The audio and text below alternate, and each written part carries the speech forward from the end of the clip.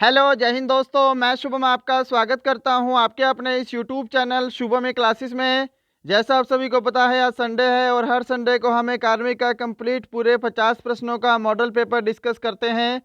तो आज हम एक आर्मी का मॉडल पेपर डिस्कस करने वाले हैं जिसके अंदर प्रश्नों की संख्या 50 होगी, जिसके अंदर हम सामान्य ज्ञान, सामान्य विज्ञान, गणित और रीजनिंग चारों सेक्शन डिस्कस करने वाले हैं। मैं उम्मीद करूंगा सेशन आपको हेल्पफुल लगेगा। सभी को कॉपी पेन साथ में लेकर बैठना है। चलिए अपनी क्लास स्टार्ट करते हैं। तो देखिएगा, प्रश्नों की संख्या 50 है और मैं आपको टारगेट दे रहा हूं 45 प्लस क्वेश्चन राइट करने का। पहला प्रश्न आपके सामने स्क्रीन पर है, जल्दी से इस प्रश्न का आंसर दीजिए। आंसर देने के लिए ज़्यादा समय नहीं मिलेगा। अगर आपको ज़्यादा समय चाहिए तो आप सेशन को रोक सकते हैं। पहला प्रश्न है, बाण भट्ट किसका दरबारी कवि था? ऑप्शन आपके सामने हैं। किसी भी प्रश्न के ऑप्शन नहीं बोले जाएंगे क्योंकि अभी हमें मैथ्स और रीजनिंग भी सॉल्व करना है। तो क्वेश्चन और डायरेक्ट आंसर, क्वेश्चन और डायरेक्ट आंसर। तो बाण भट्ट जो है ये हर्षवर्धन के दरबारी कवि थे। ऑप्शन आपका सी यहाँ पे बिल्कुल करेक्ट आंसर है। अगर आप सभी ने ऑप्शन सी को आंसर दिया है, आपका आंसर करेक्ट है। क्वेश्चन नंबर सेकंड आपके सामने स्क्रीन पर आंसर दीजिएगा। चौसा के युद्ध में हुमायूं को किसने पराजित किया था? Who defeated Humayun in the battle of Chausa? Option C अगर आप सभी ने आंसर दिया है शेर शाह सूरी, आपका आंसर बिल्कुल करेक्ट है। चौसा के युद्ध में हुमायूं को शेर शाह सूरी ने पराजित किया था। क्वेश्चन नंबर थर्ड आपके सामने है, मुस्लिम लीग की स्थापना किस वर्ष की गई? In which year was the Muslim League established? Answer दीजिए जल्दी से। राइट आंसर आपका ऑप्शन ए रहेगा। 1906 में मुस्लिम लीग की स्थापना हुई है। अगर आप सभी ने ऑप्शन ए आंसर दिया है, आपका आंसर बिल्कुल करेक्ट है जी। क्वेश्चन नंबर 4 देखिएगा सामने स्क्रीन पर। गीता रहस्य के लेखक कौन है? Who is the author of Gita Rahasya? Option आपके सामने है। ऑप्शन किसी भी प्रश्न के नहीं बोले जाएंगे। गीता रहस्य के लेखक कौन थे? बाल गंगाधर तिलक। ऑप्शन आपका बी बिल्कुल करेक्ट आंसर है। क्वेश्चन नंबर 5 आपके सामने स्क्रीन पर है, बुध ग्रह सूर्य की परिक्रमा कितने दिन में पूरी करता है? In how many days does the planet Mercury complete its orbit around the sun? तो यहाँ पे ऑप्शन सी करेक्ट आंसर है। बुध ग्रह सूर्य की परिक्रमा लगभग 88 दिन में कंप्लीट करता है। 6 नंबर क्वेश्चन का आंसर दीजिए। श्रीहरिकोटा स्थित है। चलिए जल्दी से आंसर दीजिएगा। Sriharikota is located. Option B correct answer रहेगा, आंध्र प्रदेश। अगर आप सभी ने ऑप्शन बी को आंसर दिया है, आपका आंसर राइट रहेगा। क्वेश्चन नंबर 7 देखिएगा सामने स्क्रीन पर है, भारत में रेशम का सर्वाधिक उत्पादन किस राज्य में होता है?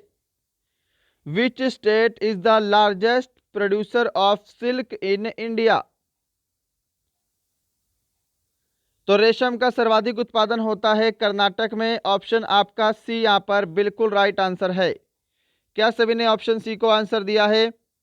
चलिए आंसर मैच करते जाइएगा और मेरे से पहले सभी को आंसर देने का प्रयास करना है। क्वेश्चन नंबर 8 है, संवैधानिक उपचारों का अधिकार का वर्णन किस अनुच्छेद में है? सिंपल प्रश्न है, सभी को प्रश्न आना चाहिए। Which article describe the right to constitutional remedies? Option D correct answer रहेगा। अनुच्छेद 32 के अंदर संवैधानिक उपचारों के अधिकार का वर्णन है। नेक्स्ट क्वेश्चन नंबर 9 है, उपराज्यपाल की नियुक्ति कौन करता है? Who appoints the lieutenant governor? तो यहाँ पे आपका ऑप्शन सी करेक्ट आंसर रहेगा। राष्ट्रपति उपराज्यपाल की भी नियुक्ति करता है और राज्यपाल की भी नियुक्ति करता है। हम ज़्यादा एक्सप्लेनेशन यहाँ पे डिस्कस नहीं करेंगे क्योंकि ये आपका टेस्ट लग रहा है आज। डायरेक्ट क्वेश्चन और आंसर डिस्कस करेंगे फटाफट से। क्वेश्चन नंबर 10 है, वर्ष 2011 की जनगणना के अनुसार किस राज्य का जनसंख्या घनत्व सर्वाधिक था? According to the 2011 census which state had the highest population density. तो सर्वाधिक जनसंख्या घनत्व ऑप्शन सी करेक्ट आंसर रहेगा, बिहार का था अकॉर्डिंग टू 2011 सेंसस। चले आगे, क्वेश्चन नंबर 11 देखिए, शिन्हुआ किस देश की समाचार एजेंसी है? Xinhua is the news agency of which country? तो अगर आप सभी ने ऑप्शन डी को आंसर दिया है चाइना, आपका आंसर यहां पर बिल्कुल राइट रहेगा। 12 नंबर क्वेश्चन है सामने स्क्रीन पर, विश्व क्षय रोग दिवस किस तिथि को मनाते हैं? On which date is the world tuberculosis day celebrated? Option C correct answer रहेगा, 24 मार्च को विश्व क्षय रोग दिवस मनाया जाता है। नेक्स्ट बढ़ते हैं क्वेश्चन नंबर 13 की तरफ। सामने है HTML का पूर्ण रूप क्या है? HTML का पूर्ण रूप क्या है? तो पूर्ण रूप होता है हाइपर टेक्स्ट मार्कअप लैंग्वेज। अगर आपने ऑप्शन बी को आंसर दिया है, आपने बिल्कुल राइट आंसर दिया है। 14 नंबर क्वेश्चन देखिएगा, सामने स्क्रीन पर है, मान बुकर पुरस्कार किस वर्ष से प्रारंभ किए गए? From which year man booker prize was started? क्या आंसर करोगे? आंसर सभी को ऑप्शन बी देना है, 1969 से मैन बुकर प्राइज शुरू किए गए हैं। और इसी के साथ क्वेश्चन नंबर 15 है सामान्य ज्ञान का लास्ट क्वेश्चन, कैनबरा किस देश की राजधानी है? आंसर दीजिए, जल्दी से आंसर दीजिए। Canberra is the capital of which country? तो ये ऑस्ट्रेलिया की राजधानी है। ऑप्शन आपका यहां पर सी बिल्कुल करेक्ट आंसर है। तो यहां पे आपका सेक्शन ए कंप्लीट होता है।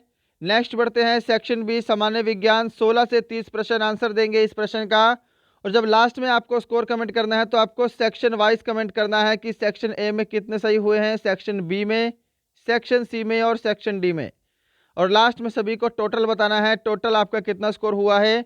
और ध्यान रखिएगा 1/4 नेगेटिव मार्किंग भी लगाकर चलिए साथ में।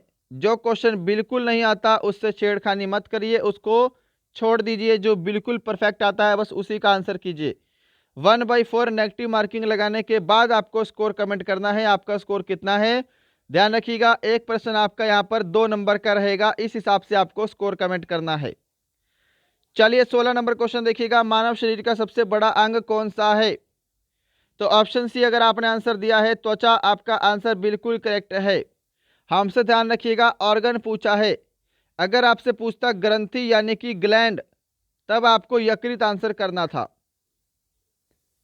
17 नंबर क्वेश्चन सामने है, किस ग्रंथि को मास्टर ग्रंथि भी कहते हैं? ऑप्शन आपका सी करेक्ट आंसर रहेगा, पीयूष ग्रंथि, जिसे इंग्लिश में पिट्यूटरी ग्लैंड बोला जाता है, इसे मास्टर ग्रंथि भी कहा जाता है। चलिए 18 नंबर क्वेश्चन डिस्कस करेंगे, हड्डियों के विकास के लिए कौन सा पोषक तत्व अत्यंत आवश्यक है? आंसर मैच करिए। अगर आपने ऑप्शन बी को आंसर दिया है कैल्शियम, तो आपने बिल्कुल राइट आंसर दिया है। 19 नंबर क्वेश्चन सामने है, डेंगू किसके कारण होता है? सिंपल प्रश्न है, डेंगू इज कॉज्ड बाय, तो डेंगू होता है विषाणु के कारण। ऑप्शन आपका यहां पर डी ही राइट आंसर होगा। क्वेश्चन नंबर आपके सामने 20 स्क्रीन पर है, डायनामाइट का आविष्कार किसने किया? Who invented dynamite? Option B correct answer रहेगा, अल्फ्रेड नोबेल ने डायनामाइट का आविष्कार किया है। 21 नंबर क्वेश्चन है, साधारण नमक का रासायनिक सूत्र क्या है? What is the chemical formula of common salt? Answer match करिए। ऑप्शन ए करेक्ट आंसर रहेगा, NaCl, sodium chloride. 22 number question है, ऑक्सीजन का परमाणु क्रमांक कितना है? What is the atomic number of oxygen? तो ऑक्सीजन के परमाणु क्रमांक की बात करेंगे तो ऑप्शन सी करेक्ट आंसर रहेगा 8। काफी पहली बार करवा चुका हूं मैं आपको ये क्वेश्चन। क्वेश्चन नंबर 23 सामने है, एल्युमिनियम का अयस्क क्या है? एल्युमिनियम का अयस्क क्या है? सही जवाब ऑप्शन सी रहेगा, एल्युमिनियम का अयस्क है बॉक्साइट। अगर आपने ऑप्शन सी को आंसर दिया है, आपका आंसर करेक्ट है भाई। क्वेश्चन नंबर 24 सामने स्क्रीन पर है, आंसर करिएगा। अधातुओं के ऑक्साइड की प्रकृति होती है। देखिएगा यहाँ पे अधातु बोला है, अधातुओं के ऑक्साइड की प्रकृति कैसी होती है? तो ये अम्लीय होती है। यहाँ पे ऑप्शन बी आपको करेक्ट आंसर करना है। अगर आप सभी ने ऑप्शन बी को आंसर दिया है, आपका आंसर करेक्ट है।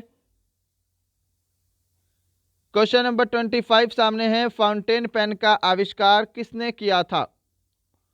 What is the nature of oxides of non metals?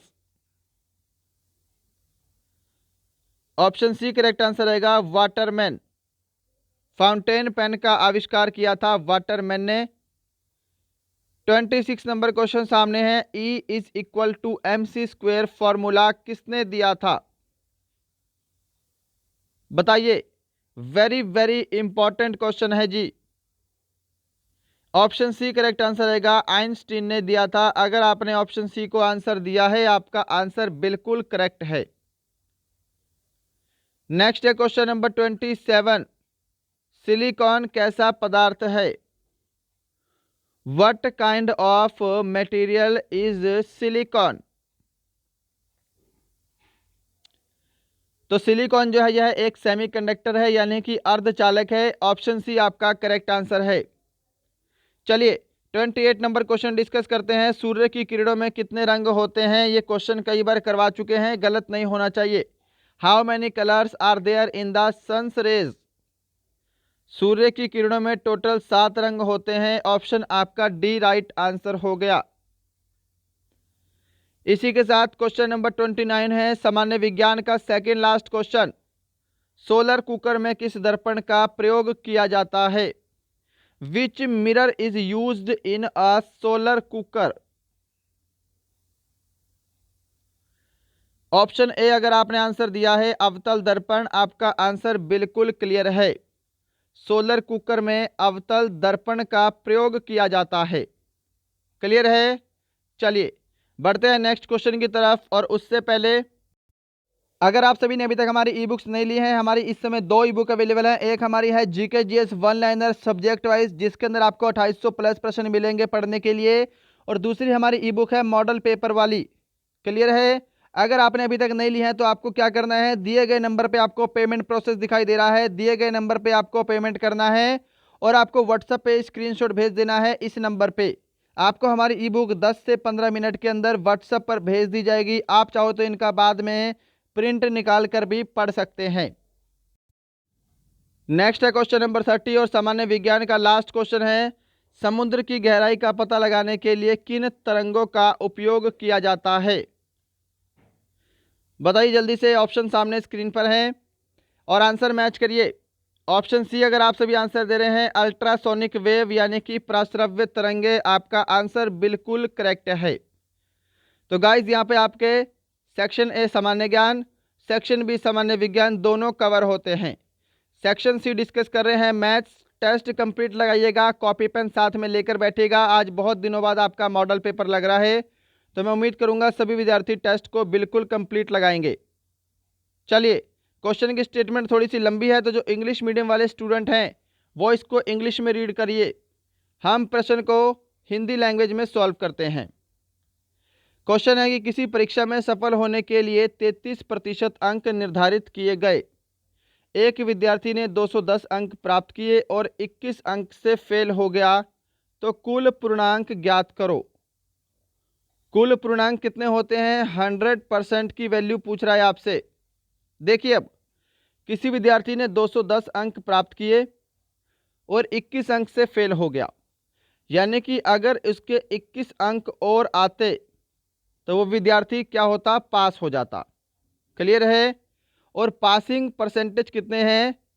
33% है यहाँ पे, यानी कि 33% की वैल्यू आपकी ये हो जाती। तो जोड़ दीजिए इसको जल्दी से, इसको जोड़ेंगे तो ये आपका 231 बनेगा, बराबर कितना है जी? 33% के है।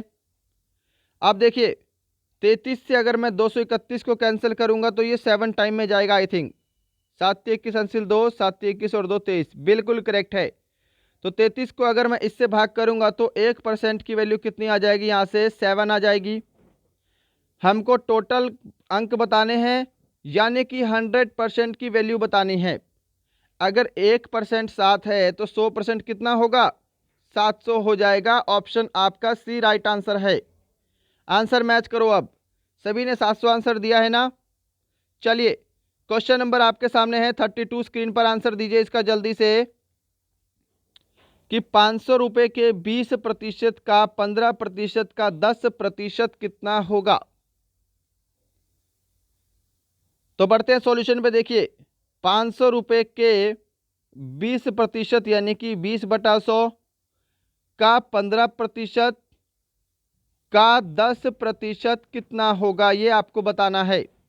अब यहाँ पे आपका जो भी कैंसिल हो रहा है इसको कैंसिल करिए फटाफट। ये जीरो से आपकी 2 जीरो कैंसिल, 20 एकम 20, 20 पंजे 100, 5 से आपका ये 5 कैंसिल। क्लियर। अब देखिए ये जीरो से आपकी जीरो कैंसिल, कितना बचा यहाँ पे आपका 15/10 बचा है। सोल्व करेंगे तो 1.5 रुपीस आपका राइट आंसर रहेगा। कहाँ पर है, ऑप्शन बी में है भाई। सभी ने ऑप्शन बी को आंसर दिया है ना। चलिए फिर 33 नंबर क्वेश्चन डिस्कस कर रहे हैं, आपके सामने स्क्रीन पर है। देखिए इसका आंसर जल्दी से दीजिए कि यदि एक्स वाई का 90% है तो वाई एक्स का कितने प्रतिशत होगा। देखिए एक्स बराबर क्या है, वाई का 90% है। ये जीरो से आपकी जीरो कैंसिल हो गई है ना। ये 10 इधर जाके मल्टीप्लाई होगा तो ये 10x बराबर 9y बन गया। तो यहां से x और y की वैल्यू कितनी बनेगी, x की वैल्यू बनेगी आपकी 9 और y की वैल्यू बनेगी आपकी 10। x और y की वैल्यू पता लग गई। अब बोला है कि y x का कितने प्रतिशत है। y की वैल्यू कितनी है जी, 10 है। x की वैल्यू कितनी है, 9 है, इंटू 100। तो यहाँ पे आपका 1000/9 हो गया। अब इसको सोल्व करिए। 9 एकम 9, फिर 1 0, फिर 9 एकम 9, फिर 1 0, फिर 9 एकम 9। तो यहाँ पे आपका ऑप्शन डी करेक्ट आंसर होगा, 111.1%। क्या सभी ने ऑप्शन डी को आंसर दिया है। आंसर जल्दी से मैच करिए। अगर आपने अभी तक सेशन को लाइक नहीं किया है तो लाइक ज़रूर करिएगा। मैं उम्मीद करूंगा सेशन आपको ज़रूर हेल्पफुल लग रहा होगा। 34 नंबर क्वेश्चन पे बढ़ते हैं, आपके सामने स्क्रीन पर है। 34 नंबर क्वेश्चन का आंसर दीजिए। चलिए क्वेश्चन नंबर 34 है आपके सामने स्क्रीन पर कि किसी फ्रिज को 18,700 रुपये में बेचा जाता है। यहाँ पर बेचा है, ठीक है भाई, सही करिएगा। बेचा जाता है तो 15% की हानि होती है। 25% का लाभ प्राप्त करने के लिए फ्रिज को कितने रुपए में बेचा जाना चाहिए, ये आपके सामने क्वेश्चन है। इंग्लिश में थोड़ी सी स्टेटमेंट मिस्टेक हो गई होगी। तो चलिए बढ़ते हैं सॉल्यूशन में। देखिएगा कि 15% की हानि हो रही है इतने रुपए में बेच देने पर। अब 15% की हानि हुई है तो इसको मैं 85% लिखूंगा, क्योंकि 15% निकालने के बाद आपकी ये वैल्यू बचती है, यानी कि 18,700 रुपये 85% की वैल्यू है भाई। तो हमको बोला है 25% लाभ प्राप्त करने के लिए, यानी कि यहाँ पे आपकी जो भी वैल्यू आएगी वो 125% की आएगी। अब क्या कर दो, क्रॉस मल्टीप्लाई कर दो, आपका आंसर आपके सामने होगा। यहाँ पर लिखेंगे हम 18,700 गुणा 125, नीचे आपका कितना है भाई 85 इंटू एक्स। कुछ कट तो नहीं रहा ना, सब कुछ क्लियर है ना। चलिए तो देखिएगा कैंसिल करते हैं। 5 से कैंसिल करता हूँ मैं, 5 एकम 5 और 5 सत्ते 35, नीचे 17 आ गया। 5 दूनी 10, 5 पंजे 25, 17 से कैंसिल करो, 17 एकम 17, 17 एकम 17, 0 0। अब 1100 को आपको 25 से मल्टीप्लाई करना है भाई, जल्दी से मल्टीप्लाई कर दो। 1100 को 25 से मल्टीप्लाई करेंगे तो 27500, ये आपका राइट आंसर रहेगा। आंसर मैच करिए। क्या सभी ने ऑप्शन बी को आंसर दिया है। चलिए 35 नंबर क्वेश्चन की तरफ चलते हैं, आपके सामने स्क्रीन पर है क्वेश्चन नंबर 35 और आंसर जल्दी से कमेंट करें। क्वेश्चन है कि एक फल विक्रेता के पास कुछ सेब हैं, 40% सेब बेचने के बाद उसके पास 420 सेब बचे हैं। उसके पास कुल कितने सेब थे, ये आपको बताना है। अब देखिए, मैंने माना कि उसके पास कुल 100% सेब थे, 100% ही होंगे, जिसमें से 40% क्या कर दिए उसने, बेच दिए। कितने बचे अब, 60% बचे हैं। यहाँ पर कितने बचे हैं, 420 बचे हैं। तो 60% का मान 420 के बराबर है। क्लियर है ना। जीरो से आपकी जीरो कैंसिल, 6 से कैंसिल करूंगा तो 1% की वैल्यू कितनी बनेगी, 7 के बराबर बनेगी। आपको बताना है कुल कितने सेब थे। अगर 1% 7 के बराबर है तो 100% किसके बराबर होगा, 700 के बराबर होगा। ऑप्शन सी राइट आंसर होगा। चलिए क्वेश्चन नंबर 36 देखते हैं, आपके सामने है, स्क्रीन पर आंसर दीजिए इसका, कि यदि 3x बराबर 2 के तथा 5y बराबर 8 के है तो x रेशो y बताना है। तो यहां पर मैं डायरेक्ट कर लेता हूं। देखिए यहां पे आप x की वैल्यू कितनी बनेगी, ये 3 इधर जाके 2 के में डिवाइड हो जाएगा तो 2k/3 बन गया। क्लियर है। यहां पर आपको y की वैल्यू बतानी है तो y की वैल्यू कितनी बनेगी, 8k, ये 5 इधर जाके डिवाइड में बन जाएगा तो यहाँ पे 5 हो गया। अब देखिए x बराबर y कर दो, यहाँ पे क्या है, 2k/3 है बराबर 8k/5 है ना। आप क्रॉस मल्टीप्लाई करेंगे आपका आंसर आ जाएगा। क्रॉस मल्टीप्लाई करने के बाद ये आपका 10k बनेगा और यहाँ पे आपका बनेगा 24k। ठीक है, ये x की वैल्यू है, ये y की वैल्यू है। तो यहाँ पे इसको कैंसिल करेंगे, k से आपका k कैंसिल हो गया, 2 पंजे 10 और यहाँ पे बनेगा आपका यहाँ पे 12, 2 से 12 में जाएगा, 5:12 आपका ऑप्शन बी राइट आंसर है। अगर आप सभी ने ऑप्शन बी को आंसर दिया है, आपका आंसर बिल्कुल करेक्ट है। 37 नंबर क्वेश्चन देखिएगा, सामने स्क्रीन पर है, 8 तथा 18 का मध्यानुपाती ज्ञात करें। ये वाला प्रश्न आपको कई बार कराया है और सेम स्टेटमेंट के साथ भी कई बार करवाया है। मध्यानुपाती का फॉर्मूला क्या होता है, √AB। तो यहाँ पे √8 गुणा 18 करिए, करने बनेगा आपका 8 बटे 64 का 4 हासिल 6, 8 एकम 8 और 6 14, √144 और 144, 12, 144 का अंडर रूट कितना होता है, 12 होता है। भाई ऑप्शन डी आपका राइट आंसर है। देखिएगा क्वेश्चन आज फटाफट से डिस्कस कर रहे हैं, मैं आपको ज़्यादा एक्सप्लेन नहीं कर सकता, आज आपका मॉडल पेपर लग रहा है, अच्छे से करिए क्वेश्चन को। 38 नंबर क्वेश्चन देखिएगा, सामने स्क्रीन पर आपके है, जल्दी से इसका आंसर दीजिए। और इस क्वेश्चन की स्टेटमेंट अगेन थोड़ी सी लेंथी है, इसीलिए इंग्लिश मीडियम वाले विद्यार्थी यहीं पे पॉज करके क्वेश्चन को पढ़ लें। क्वेश्चन को मैं हिंदी लैंग्वेज में सॉल्व करने जा रहा हूँ।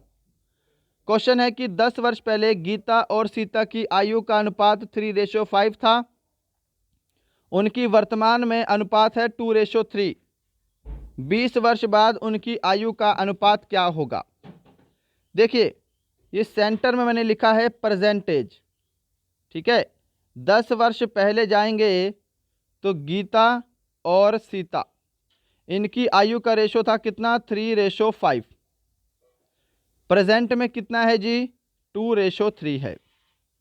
सबसे पहले आपको ये चेक करना है, मैंने हर बार बताया है कि क्या इनकी रेशो में डिफरेंस सेम है। तो यहाँ पे 2 का डिफरेंस आ रहा है, यहाँ पे 1 का डिफरेंस आ रहा है, यानी कि इनकी रेशो में जो डिफरेंस है वो सेम नहीं है। तो सबसे पहले हम रेशो के डिफरेंस को सेम करेंगे। तो करने के लिए आपको नीचे का डिफरेंस कितना है, 1 है, ऊपर का डिफरेंस कितना है, 2 है। इन दोनों के डिफरेंस को क्रॉस मल्टीप्लाई कर देंगे तो आपका डिफरेंस सेम हो जाएगा। हमेशा आपको पहले डिफरेंस सेम बनाना है। तो यहाँ पे गीता की आयु है, यहाँ पे सीता की रेशो आयु है, तो क्रॉस मल्टीप्लाई करेंगे तो यहाँ पे 3:5 बनेगा और यहाँ पे 2 को क्रॉस मल्टीप्लाई करेंगे तो 4:6 बनेगा। अब रेशो में डिफरेंस कितने का है, दोनों साइड 1-1 का डिफरेंस है। तो मैं बोल सकता हूँ कि एक रेशो की जो वैल्यू है वो किसके बराबर है, यहाँ पे 10 वर्ष के बराबर है। क्लियर है। अब बोला है कि 20 वर्ष बाद उनकी आयु का अनुपात क्या होगा। अब क्या करो, पहले प्रेजेंट एज निकाल लो, ये आपका प्रेजेंट एज का रेशो है 4:6। अगर एक रेशो की वैल्यू 10 वर्ष है तो 4 रेशो की वैल्यू 40 वर्ष, 6 रेशो की वैल्यू 60 वर्ष। क्लियर? ये प्रेजेंट एज का रेशो है। हमको बताना है 20 वर्ष बाद का रेशो, तो इन दोनों में 20-20 और जोड़ दो। 40 में 20 जोड़ेंगे तो कितना बनेगा आपका? 60 बनेगा, और 60 में 20 जोड़ेंगे तो आपका 80 बनेगा। अब रेशो निकाल लो, 0 से 0 कैंसल, 2 तिया 6, 2 चौके 8, 2:4 यहाँ पे राइट आंसर रहेगा। सॉरी, 2 तिया 6 है ना, 3:4 यहाँ पे रहेगा। 3:4 ऑप्शन सी में है। ऑप्शन सी आपका करेक्ट आंसर है। सभी का क्लियर है? चलिए नेक्स्ट क्वेश्चन की तरफ बढ़ते हैं। आपके सामने स्क्रीन पर है, इसकी भी स्टेटमेंट थोड़ी सी लेंथी दिखाई दे रही है। चलो इसको ऐसे कर लेते हैं। क्लियर? चलो आंसर दीजिए इस प्रश्न का। प्रश्न है कि ए तथा बी की वर्तमान आयु में अंतर 15 वर्ष है। 10 वर्ष बाद उनकी आयु का अनुपात 4:7 हो जाएगा। बी की वर्तमान आयु क्या है? देखिए डायरेक्ट करेंगे। ए रेशो बी, रेशो दे रखी है 4:7। रेशो में अंतर कितने का है? 3 का अंतर है। और आयु में कितने का अंतर दे रखा है? 15 का। तो 3 रेशो की वैल्यू 15 के बराबर। तो यहां से आप 1 रेशो की वैल्यू निकाल लो, 1 रेशो की वैल्यू 5 के बराबर। इतना क्लियर है ना सभी को? बोला है बी की वर्तमान आयु निकालिए। देखिए बी का रेशो कितना है? 7 है। अगर 1 रेशो की वैल्यू 5 है तो 7 की वैल्यू कितनी हो जाएगी? यहां पे हो जाएगी 35। अब ये क्या है? आपका 10 वर्ष बाद का एज है आपका। हमको प्रेजेंट एज निकालनी है, तो 35 में से 10 माइनस कर दो, 25 ईयर्स आपका करेक्ट आंसर रहेगा, ऑप्शन बी। अगर आप सभी ने ऑप्शन बी को आंसर दिया है, आपका आंसर बिल्कुल राइट है। चलिए 40 नंबर क्वेश्चन की तरफ बढ़ते हैं। आपके सामने स्क्रीन पर है, इसका आंसर दीजिए। क्वेश्चन थोड़ा सा टेक्निकली समझिएगा, वेरी वेरी इंपॉर्टेंट है कि एक बल्लेबाज का 11 पारियों का कुछ रन का औसत है। 12वीं पारी में वह 90 रन बनाता है और उसका औसत 5 रन से कम हो जाता है। 12वीं पारियों का औसत ज्ञात करें। यह क्वेश्चन आपको पहले करवा चुका हूं। देखिए माना कि उसका 11वीं पारी में औसत था x, तो टोटल कितना हो जाएगा? 11 पारियों का टोटल हो जाएगा 11x। समझ रहे हो ना? 12वीं पारी में कितने रन बनाए हैं? 90 रन बनाए हैं, तो प्लस 90 कर दो, यानी कि ये टोटल 12 पारियों का स्कोर है उसका। क्लियर है? तो यहां पे 12 से भाग करेंगे तो 12 पारियों का एवरेज आ जाएगा। फिर एवरेज कितना है 12 पारियों का? 5 रन कम हो जाता है। देखिए हमने 11 पारियों का औसत x माना था, तो यहाँ पे 12वीं पारी में अगर 90 रन बनाता है तो औसत 5 रन कम हो जाता है, यानी कि x-5 हो जाता है। इतना क्लियर है? मुझे इस सबको रफ करना पड़ेगा क्योंकि यहाँ पे स्पेस कम बच रहा है। चलो यहीं पे नीचे कर लेते हैं एडजस्ट करके। देखिए अब ये 12 इधर जाके x-5 में मल्टीप्लाई होगा, तो यहाँ पे आपका बनेगा 11x + 90 बराबर 12x - 60, है ना? अब ये 11 इधर जाके 12 में माइनस हो जाएगा 12x में, तो यहाँ पे सिर्फ x बचेगा। ये 60 इधर जाके 90 में प्लस हो जाएगा क्योंकि यहाँ पे माइनस का साइन है, तो यहाँ पे आपका 150 बचेगा। अब 150 आंसर मत कर देना। 150 क्या है भाई? ये x की वैल्यू है, और x क्या था? 11 पारियों का औसत था। हमको तो 12वीं पारी तक का औसत बताना है। अब 12वीं पारी में क्या था? औसत 5 रन कम हो गया था, है ना? तो अगर 11 पारियों का औसत 150 है तो 12वीं पारी का औसत कितना होगा? 150 में से 5 माइनस कर दो, 145 आपका आंसर होगा, ऑप्शन बी। चलिए क्वेश्चन नंबर 41 की तरफ चलते हैं। सामने स्क्रीन पर है, आपके आंसर दीजिए। इसका आंसर दीजिए जल्दी से कि 9 संख्याओं का औसत 7 तथा 7 संख्याओं का औसत 9 है। सभी संख्याओं का औसत ज्ञात करें। कि 9 को अगर मैं 7 से मल्टीप्लाई कर दूं तो 9 संख्याओं का टोटल हो जाएगा 63। नेक्स्ट 7 संख्याओं का औसत 9 है। 7 को 9 से मल्टीप्लाई करूंगा तो इन 7 संख्याओं का औसत हो जाएगा 63। अब देखिए संख्याओं का टोटल कितना बन रहा है, 3 3 6, 6 और 6 12, 126। और टोटल संख्या कितनी है, 9 और 7 16। 126 को 16 से भाग करिएगा, आपका औसत आ जाएगा सभी संख्याओं का। तो आगे आपको कैंसिल करना ही नहीं है, यहीं तक आपको सोल्व करना है। ऑप्शन ए आपका राइट आंसर है।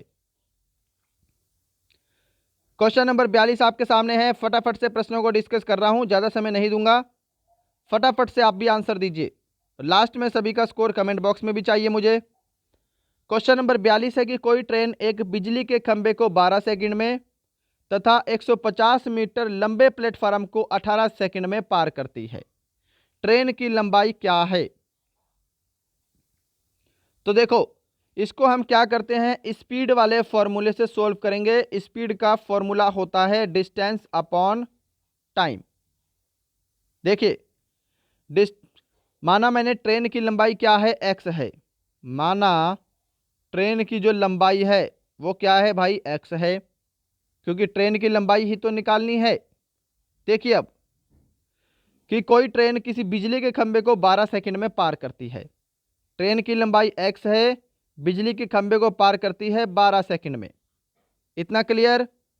और वही ट्रेन बराबर वही ट्रेन 150 मीटर लंबे प्लेटफार्म को, अब ट्रेन में आपको पता है प्लेटफार्म की लंबाई हमेशा जुड़ती है, तो x प्लस 150 मीटर लंबे प्लेटफार्म को 18 सेकंड में पार करती है। यहां पे नीचे 18 हो गया। अब यहां पे इसको सोल्व करेंगे, आपकी x की वैल्यू आ जाएगी। देखिए 6 दूनी 12, 6 तिया 18, इसको मैंने डायरेक्ट यहां पे भाग कर दिया। अब क्रॉस मल्टीप्लाई मारो जल्दी से, क्रॉस मल्टीप्लाई करेंगे, यहाँ पे बनेगा आपका 3x बराबर 2x प्लस 300। तो यहाँ पे 2x इधर जाके 3x में माइनस होगा, तो x की वैल्यू कितनी बनेगी, 300। x क्या था, ट्रेन की लंबाई कितनी आ गई, 300 मीटर। ऑप्शन आपका बी करेक्ट आंसर है। 43 नंबर क्वेश्चन देखिएगा, सामने स्क्रीन पर है, आंसर दीजिए इसका कि 160 मीटर लंबी ट्रेन जिसकी गति 54 किलोमीटर प्रति घंटा है 220 मीटर लंबे प्लेटफार्म को कितने समय में पार करेगी? क्या आंसर करोगे इसका? देखिए मैंने आपको हमेशा बताया है, यहां पर आपको पहले टाइम बताना है। टाइम का फॉर्मूला ध्यान रखिएगा, डिस्टेंस अपॉन स्पीड। पहला केस मैंने हमेशा बताया है कि ट्रेन की लंबाई के साथ प्लेटफार्म तथा पुल, इनकी लंबाई हमेशा ऐड होती है। ट्रेन की लंबाई 160 है प्लस प्लेटफार्म की लंबाई 200 मीटर है, इनका टोटल करेंगे तो कितना बनेगा, 360 बनेगा, है ना। तो टोटल डिस्टेंस कितना है, 360 मीटर डिवाइड बाई स्पीड दे रखी है 54 किलोमीटर प्रति घंटा, और आंसर हमारा मीटर प्रति सेकंड में है भाई। तो इस 54 किलोमीटर प्रति घंटे को मीटर प्रति सेकंड में बदलिए। बदलने के लिए 5/18 से मल्टीप्लाई करते हैं, तो 18 नीचे न रहकर 18 का ऊपर चला जाएगा। इतना सभी का क्लियर है? अब बढ़ते हैं सॉल्यूशन पे। देखिए 18 एकम 18, 18 तिया 54, 5 और 3 नीचे है, 5 तिया कितने होते हैं, 15, 15 से कैंसिल करेंगे, 15 दूनी 30, 15 चौके 60, 24 सेकंड। ऑप्शन बी आपका राइट आंसर है। क्या सभी ने ऑप्शन बी को आंसर दिया है? क्वेश्चन नंबर 44 की तरफ चलते हैं। मैथ का सेकंड लास्ट क्वेश्चन है आपके सामने कि एक नाव धारा के साथ 12 किलोमीटर प्रति घंटा तथा धारा के विरुद्ध 8 किलोमीटर प्रति घंटा है। शांत जल में धारा की चाल ज्ञात करें। अब शांत जल में धारा की चाल निकालने का फॉर्मूला होता है x minus Y divide by 2। Clear है? तो x कितना है, 12 है, y कितना है, 8 है, माइनस करेंगे तो कितना बनेगा, 4 बनेगा, 2 से भाग करेंगे तो यहाँ पे आपका 2 किलोमीटर प्रति घंटा आंसर होगा, ऑप्शन सी। चलें आगे। चलिए क्वेश्चन नंबर 45 है आज का मैथ का लास्ट क्वेश्चन है आपके सामने स्क्रीन पर एक घन का संपूर्ण पृष्ठ क्षेत्रफल 600 वर्ग सेमी है, इसके विकर्ण की लंबाई ज्ञात करें। तो घन के संपूर्ण पृष्ठ क्षेत्रफल का फॉर्मूला 6a² और घन के विकर्ण का फॉर्मूला होता है √3a। ये भी क्वेश्चन पहले करवा चुका हूं सेम स्टेटमेंट के साथ। 6a² की वैल्यू दे रखी है आपको 600, तो 6 से भाग करेंगे तो यहाँ पे 100 बनेगा, यानी कि a² की वैल्यू कितनी है आपके सामने 100 है। तो a की वैल्यू कितनी बनेगी आपके सामने 10 बनेगी। क्लियर है। अब विकर्ण की लंबाई निकालनी है तो क्या होता है √3a फॉर्मूला होता है। √3 गुना a की वैल्यू कितनी है 10 है, तो इसको सॉल्व करेंगे तो 10√3 आपका राइट आंसर होगा, जो कि आपका ऑप्शन सी में दिखाई दे रहा है। ऑप्शन सी आपका बिल्कुल परफेक्ट आंसर है। सभी ने ऑप्शन सी को आंसर दिया है ना। तो यहाँ पे आपके मैथ के क्वेश्चन भी कंप्लीट होते हैं। नेक्स्ट डिस्कस करेंगे सेक्शन डी। लास्ट के 5 प्रश्न हैं आपके सामने रीजनिंग के। चलिए आंसर दीजिएगा। इसका आंसर क्या होगा? त्वचा, बाल, भूमि, डैश। देखिए, जिस प्रकार त्वचा पर बाल होते हैं उसी प्रकार भूमि पर क्या होती है? घास होती है। ऑप्शन आपका सी राइट आंसर है। 47 नंबर क्वेश्चन देखिए सामने स्क्रीन पर। आंसर दीजिए इसका कि यदि यल को इस कोट भाषा में लिखा जाता है तो टेल को कैसे लिखेंगे? अगर आप ध्यान से देखें तो ये क्या है, इनकी प्लेस वैल्यू लिखी हुई है। जैसे y की प्लेस वैल्यू 25 है, e की प्लेस वैल्यू 5 है, l की 12 है और l की 12 है। क्लियर है। ऐसे ही t की वैल्यू क्या होगी? प्लेस 20 होगी, a की प्लेस वैल्यू 1 होगी, l की प्लेस वैल्यू 12 होगी और e की प्लेस वैल्यू 5 होगी। तो 20 1 125 कर लो। कहाँ है? ऑप्शन ए में है भाई। 20 1 125 ऑप्शन ए आपका करेक्ट आंसर है। 48 नंबर क्वेश्चन देखिए सामने स्क्रीन पर है। निम्न में से क्या सबसे भिन्न है? Which of the following is different? वृत्त, वर्ग, आयत, आयतन। तो यहां पे आयतन जो है ये सबसे डिफरेंट रहेगा। ऑप्शन डी आपका करेक्ट आंसर है। क्वेश्चन नंबर 49 है सामने स्क्रीन पर। श्रृंखला को पूरा करें। श्रृंखला को पूरा करें।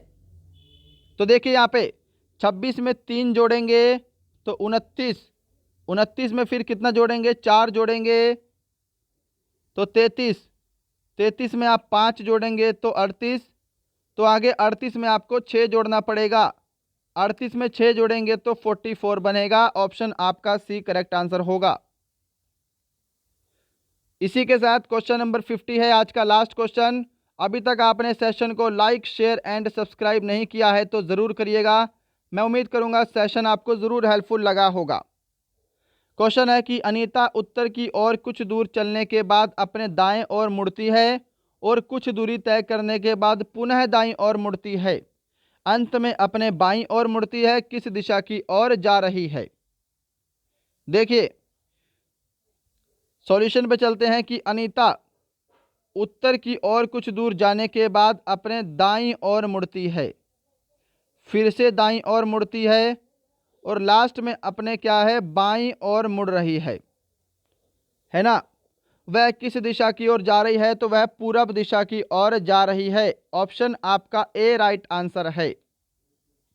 समझ पा रहे हो कि पहले उत्तर दिशा की ओर गई, फिर अपने दाईं ओर मुड़ी राइट साइड, कुछ दूरी तय की है ना, और फिर से अपने दाईं ओर मुड़ती है, नीचे जाएगी तो कुछ दूरी तय करी, फिर अंत में अपने बाईं ओर मुड़ेगी। अब यहाँ पे इसका लेफ्ट हैंड साइड ये होगा तो यहाँ पे बाईं ओर मुड़ेगी तो पूरब साइड जाएगी, तो ये पूरब दिशा की ओर जा रही है। तो दोस्तों ये थे आज के आपके टॉप 50 मॉडल पेपर, जिसके अंदर हमने सेक्शन ए सामान्य ज्ञान, सामान्य विज्ञान, गणित, रीजनिंग चारों सेक्शन डिस्कस किए हैं। मैं उम्मीद करूंगा सेशन आपको ज़रूर हेल्पफुल लगा होगा। अपना स्कोर सभी को सेक्शन वाइज कमेंट करना है और सभी प्रश्न 2 नंबर के हैं, विद नेगेटिव मार्किंग के साथ स्कोर कमेंट करना है। अगर आपने अभी तक हमारी ई बुक नहीं ली है तो ई बुक जल्दी से लीजिएगा। मिलते हैं कल, तब तक के लिए जय हिंद, जय भारत।